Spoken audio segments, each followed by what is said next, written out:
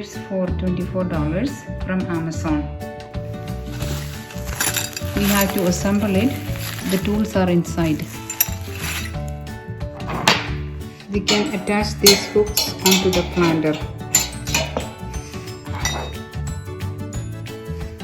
The assembly of this railing planter was very easy.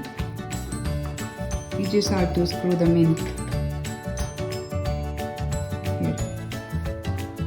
and two in here too.